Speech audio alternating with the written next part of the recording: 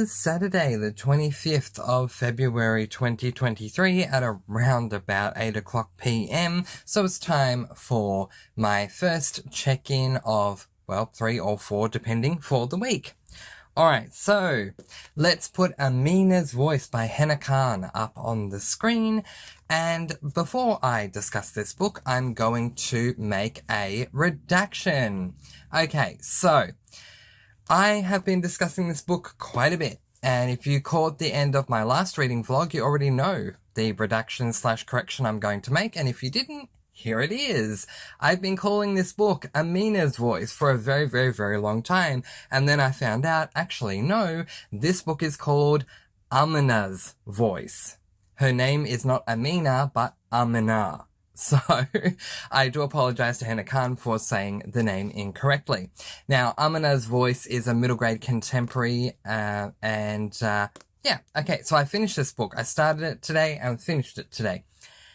And, yeah, okay, so this is not at all what I thought it was going to be. Not only was I wrong with the pronunciation of Amina's name, but I was wrong with the premise as well.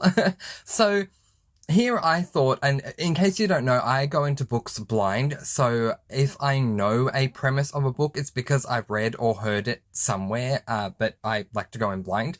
I was placed under the assumption that this book followed Amina, who is a Spanish girl who is struggling to live in America, being that she is Spanish, so she wants to try and adapt to American culture, but also have Americans learning her culture. No, I couldn't have been any more wrong. Okay, so Amina is an Arabian Muslim girl, and this impacts her life. So, okay, we explore Amina struggling to live in her own skin. If she had things her own way, she'd be singing every day for the masses. However, she is told that the Quran forbids singing. At the same time, her best friend Sujin is about to officially become an American citizen and is wanting to Americanize her name. How will Amina cope with the changes going on around her? Can she truly have it all? Or must she live life the way everyone else wants her to? So yeah, I think the one thing I got right going into this book is that it was a book about a girl who struggles to live a certain way, but otherwise I got everything completely wrong. Look, I ended up giving this book 3 stars. The book was a very average read for me, especially in the first half. Hannah Khan, the author, brings up some amazing points about cultural and religious differences, but they are glossed over so quickly that I began to question if they were ever brought up at all. So we would literally have a sentence here or there, like this is an example I'll give you that's not from the book so I don't spoil. Let's just say that in the Quran it says that you're not allowed to eat candy, and so we'll get a sentence saying the Quran says you're not allowed to eat candy. The next day I went to my friend's house, like really? And we just gloss over the fact that the Quran has mentioned this. We're not really getting into why this is the case and how it affects her. Now, I'm not saying this is the case for everything. There are certain things that do come up in the Quran that are discussed at length that I did appreciate, that were more central to what Amina is going through. But with regards to a lot of things that came up, a lot of them were glossed over. Now, the ending was done really well and had me upgrading my rating from a 2-star read to a 3-star read, and I will be continuing on with book 2 next month. I think the way that it ended showed a great character arc and growth for Amina in this first book in this duology series. So, yeah, I'm interested to see what's going to happen in book 2, but the first half to me was very average, if not very dull for me. It just didn't work, but the second half, yeah, it got better in the second half. I gave it 3 stars. There you go. So I was debating for a while whether to pick up Mistborn: The Final Empire next and continue on with that, or to pick up The Magician's Nephew, which is the final book that I plan to read for this month, and it's also a buddy read. The Chronicles of Narnia is a buddy read we're doing over on my Discord. I ended up ultimately deciding to pick up The Magician's Nephew. I have made it already to chapter 6 of 16. This is a very short book. It's a novella, so it is 100 and something. I'm just checking. 171 pages, and I'm at page 65, chapter 6. So, okay, there has been a bit of discussion about the way that I'm doing the order for the buddy read of this series, and I just want to make a point about why I chose to go the way that I did. I am someone who prefers to read series in chronological timeline order, and so The Magician's Nephew is the first book in the Narnia world timeline order, and I've received feedback from a lot of people who are doing the buddy read with me saying that this was a great place to start because it sets everything up for the next book. But some people have been saying to me that the first book should be The Lion, the Witch and the Wardrobe. Now, to confirm what the deal is, The Lion, the Witch and the Wardrobe was the first book that C.S. Lewis wrote in this series, but The Magician's Nephew is the prequel to The Lion, the Witch and the Wardrobe, and for me, it just felt better to start there. Also, not gonna lie, I got a box set of the Chronicles of Narnia because I knew I was going to read it, and the box set was cheaper than buying them individually, and The Magician's Nephew has the number 1 on the spine, and on the cover it says book 1, so that's why I'm starting here. And so far, I am not regretting it. So in this book, we are following 2 children who I'm trying to remember what their names are. Polly and Diggory.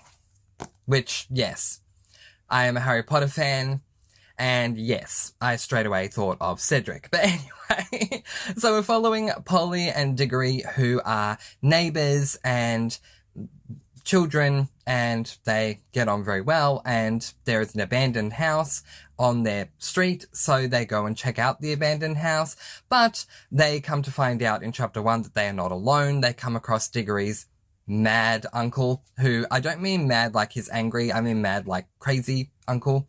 Remember, it's a classic, so, you know, things were written differently back in the day. And the mad uncle seems upset with Diggory and Polly for being in this abandoned house, because this is a house that he is using, but he wants to reward Polly because Polly is a beautiful young girl. Creepy? Yeah, I thought so too.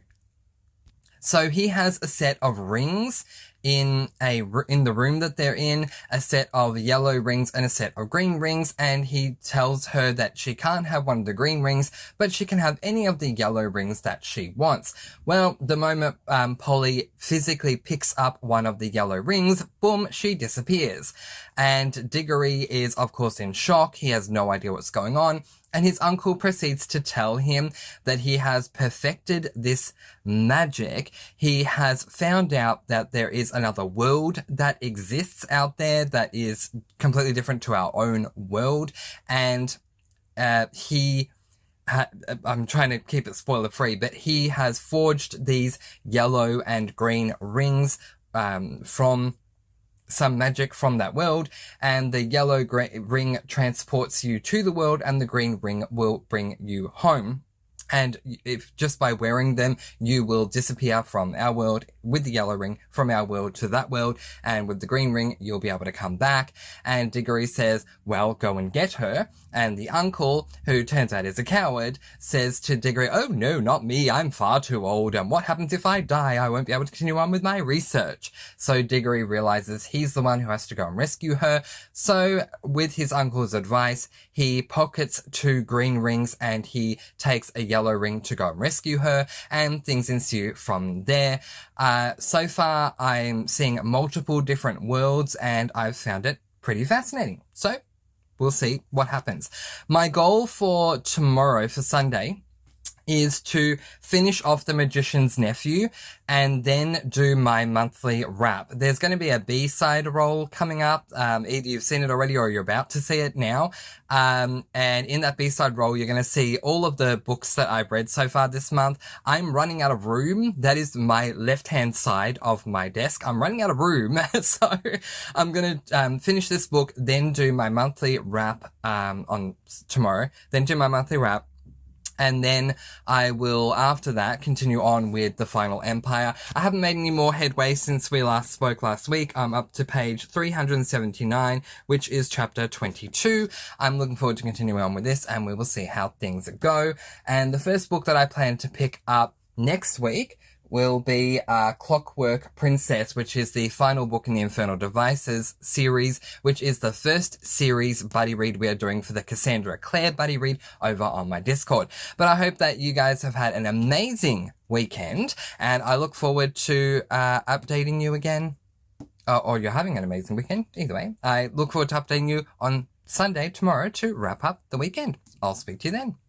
It is Monday, the 27th of February at 9:07 p.m. And I just realized, wouldn't you know it, that I never checked in yesterday to wrap up the weekend. I don't know why I didn't do a check-in with you guys. So, oh well, making up for it today. And I did read today, so this update, please do be mindful, is for yesterday, for Sunday, but also for today, Monday. Alright, so I have finished The Magician's Nephew by C.S. Lewis, book number 1 in the Chronicles of Narnia series. This is a middle grade classic. I think I'm just going to call it a classic. I was asking in my TBR video for March if I should call it a classic or a fantasy. I think I'm just going to call it a classic because it's been around for a very, very long time. And this one was incredibly hard for me to rate. But in the end, I gave it 4 stars. It wasn't hard to rate because I didn't like it or anything like that. It was just, this book was the second last book published, but it is the first book in timeline order and therefore serves as a prequel to The Lion, the Witch and the Wardrobe. Did it serve that purpose? Yes. So on that basis, it should get 5 stars, but on my enjoyment level, was it amazing? Not really, but it wasn't boring either. So yeah, I had a hard time working out what to rate this, but I'm giving it 4 stars because I just feel 4 stars sounds about right for me. So anyway, in this one, I was explaining it to you on Saturday. In this one, we follow 2 friends, Diggory and Polly, and yeah, so, and we have the rings. I've already explained this to you, so I don't know why I'm explaining it to you again. But yeah, all in all, I enjoyed the book. I thought that the villain was a very interesting and intriguing character. I thought the plot was very interesting. The ending made me so happy. It gave me everything that I wanted. It was so good. And now it has me incredibly excited to pick up The Lion, the Witch and the Wardrobe in March. It's the last book I read in March. All right, let's talk Mistborn. Let's book The Final Empire up on the screen. I'm so close to being done. I am 562 pages in. So yeah, very, very close to being done. This book is, just having a look. The book ends at page 659. So I less than 100 pages left. And then after that, we have some like author notes and stuff like that to do with the magic system. But, look, I love this book. If you know me, if you've seen any of my videos regarding this book, or if you've seen me during the reading sprints over the course of the past weekend, then you know Mr. Francy is synonymous with the words loving Mistborn the Final Empire. So I can't complain. It's been an amazing journey. We're about to head to the final battle in this book. There is a final battle that takes place at the end, and I'm not ready for it because something happens in the final battle and it hurts every time. Okay, that's all I'm gonna say. It hurts every single time and I'm not ready for it.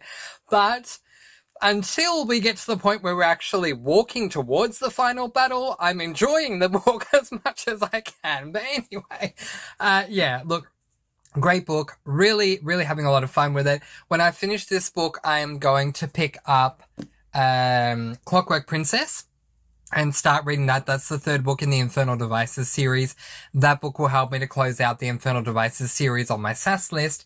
But I also am going to be reading The Well of Ascension, which is book 2 after Mistborn: The Final Empire. So I'm looking forward to continuing on my read with the Mistborn trilogy. Well, at least with book 1 and book 2 this week. And we'll see how we go. But am I ready for the final battle of this book? No. No, I am not ready. And yeah, this book, every time I read the ending of this book, I jokingly say that I want to reenact Misery, where if you've read Misery before, you know what I mean, by Stephen King, where I play the role of Miss Annie and Brandon Sanderson plays the role of Paul Sheldon. Is that his name? Shelton, something like that. Yeah. Okay, because I don't like the way this book ends. I love it though, and the book deserves 5 stars, and there's so many spoilers I want to say, but I'm sure I've done a review of this. Okay, yeah, that's right. I just took a look down memory lane. On the 10th of February 2020, I did a Mistborn non-spoiler review that I started recording less than 30 seconds after I finished the book the first time, and I was either crying or very close to tears doing that video. And then after that, the very next day on the 11th of February, I have a part 1 and a part 2 for Mistborn: The Final Empire spoiler review. And yeah, I go into a lot of detail over there. So whilst the ending of this book gets me every time I read it, it still deserves every single one of the 5 stars I give it every time I read it. Does that make sense? I hope so. There is your update that I was meant to be giving you yesterday, but instead I'm giving it to you today. Who cares? It's my reading vlog. At least you got another check-in. And I'll probably do another check-in with you guys on Wednesday, and if I don't, then I definitely will on Friday to wrap up the week. But I hope you're having a great reading week, and I'll see you again soon. Bye! It is Saturday, the 4th of March, and it is time to wrap up what has been a rather interesting week. Okay, let's put Mistborn: The Final Empire up on the screen. It didn't take me too much longer to finish the book. As I said, I wasn't that far away anyway. I was like about 100 pages or so away from being done with it. And yeah, once again, it got a 5-star rating from me. I think this was the 4th time that I'd read the book, and every time I read it, I love it so much. It has to receive the award as being my favorite book of all time. So yeah, absolutely loved it. Was I ready for the final battle? No. And it's still, the moment that friggin' thing that I don't like happened, it got to me again.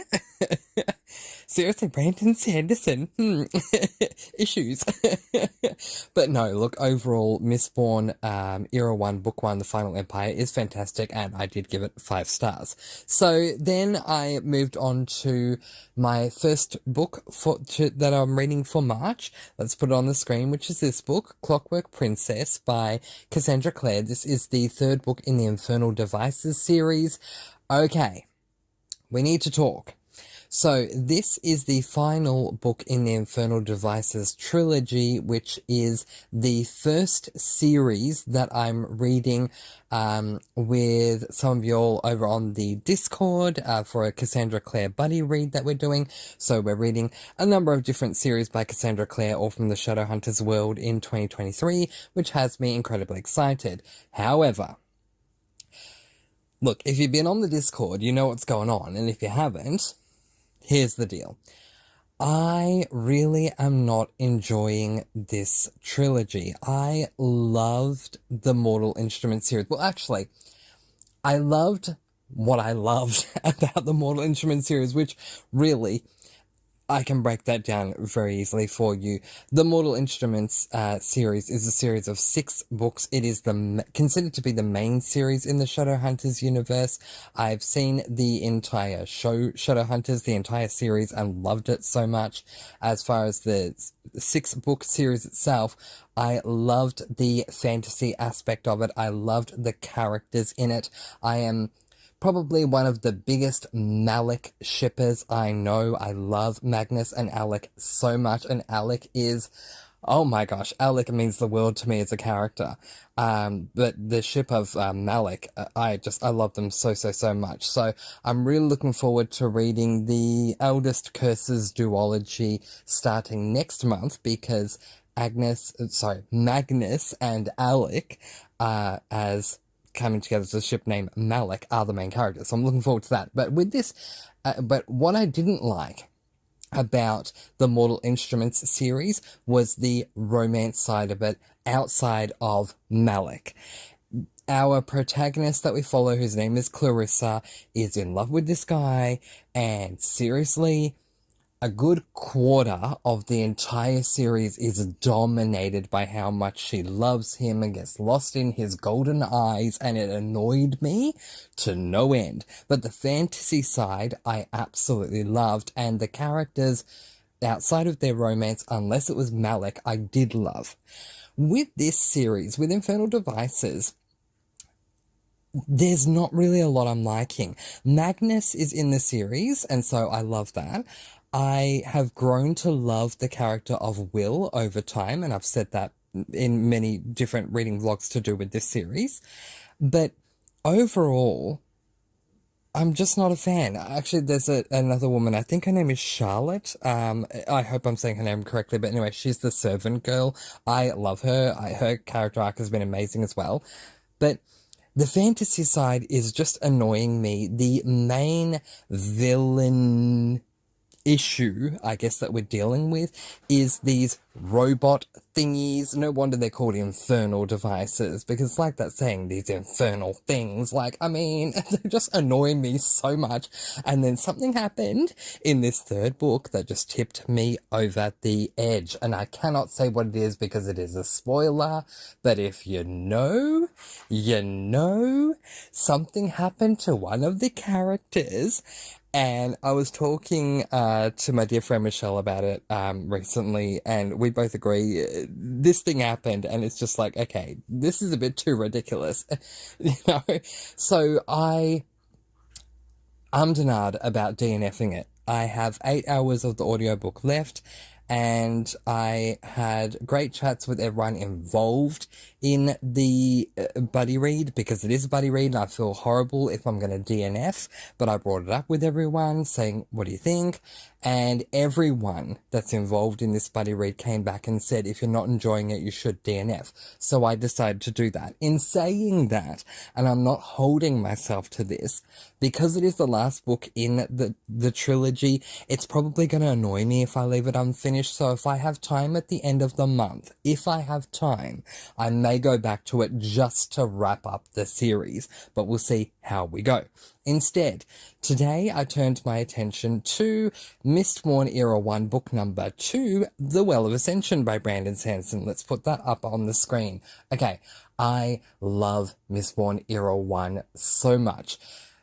Mistborn Era 1 Book 1, The Final Empire, is so action-packed, and we learn so much, and the character arcs and growth is amazing. The fantasy side is amazing. There is so much action, which is amazing. I love Well of Ascension as well, but Well of Ascension really slows things down. And it reminds me of a particular scene from Devil Wears Prada, where Miranda Priestley says to Andrea Sachs, by all means, move at a glacial pace. You know how that thrills me. Because we move at such a glacial pace for the first 100 pages of Well of Ascension. And I think the only thing that keeps me interested is the fact that I love these characters so much. I love Vin. I love Elend. I love Orosur. I love everyone that's part of the crew. My Breezy, who finally made an appearance. He had been gone for a lot of the book. But anyway, where am I at? I am 273, I think, pages in. I think. 273? 173? I don't even know. Okay, I am somewhere in the book. I have 1 hour left of part 1 of 3 in the graphic audiobook version. So that gives you an idea. I'm an hour away from being a third of the way into this 773 page book. And yeah, I love the character so much that it keeps me going. But I'm now at the stage, if you've read this book, if you've read Well of Ascension, I'm at the stage where Tindwall is a massive part of the book right now, and I love her. There's not a lot I can say because it'll give away spoilers, but this character of Tindwall has come into our characters' lives for a very specific reason, to do something with the character of Elend. And I love her character because her character provides, for me, comic relief in a book that is very serious. Another big difference between the Final Empire and Well of Ascension is the Final Empire being very action-packed. Well of Ascension is very political. I do appreciate, though, because it allows for Sanderson to give us a lot more world building, because we get to see the political side of what it's like in this world and what's going on, all the different issues that are coming up. So I do appreciate that. But, yeah, and, Dane, oh my gosh, what is his name? I think it's Zane, has been introduced as well at this point, and love him. And again, can't say much because I'm going to be giving stuff away if I do. But really, really enjoying it, and it validated me either DNFing or temporarily DNFing, aka shelving, Clockwork Princess, because of just how much I love Well of Ascension. So, this is where I'm wrapping up this week. So the plan for the coming week is to continue on with Well of Ascension, but tomorrow specifically I'm going to start, and if I go well, potentially finish this book, Death of a Chocoholic by Lee Hollis. This is book number 4 in the Hayley Powell Food and Cocktail Mystery Series, which is another buddy read that we're doing on the Discord, where from now on we're reading one book in this series per month. So Book 4 we're reading this month in March, Book 5 in April, Book 6 in May, so on and so forth. Really, really excited to get back into that quote-unquote world of, well, Lee Hollis's world of Hayley Powell. So really looking forward to that. And then I'm just going to see how I go. I know that I need to start P.S. I Love You by Jenny Han, which is book 2, in the To All the Boys I Loved Before trilogy. I think I'm planning to pick it. I have a schedule mapped out, but I'm in a different room, so I can't see my schedule right now. But I think I'm going to be picking that up towards the end of next week, so we'll see how all of that goes. But yeah, basically wrapping up the week with yay Mistborn, because singing the praises of book 1, Final Empire got 5 stars from me, and I finally finished that book. It took me a while to get through. DNF'd or temporarily DNF'd Clockwork Princess, and almost a third of the way through Well of Ascension, and about to start Death of a Chocoholic. Anyway, that's where I'm going to leave things for here for now. Thank you for joining me for this week's reading vlog. What have you been reading this past week, and how much have you been enjoying it? Let me know in the comments below. But until next time, please do be kind, love one another, spread your energy, sparkling energy all throughout the world, and of course, happy reading! Bye everyone!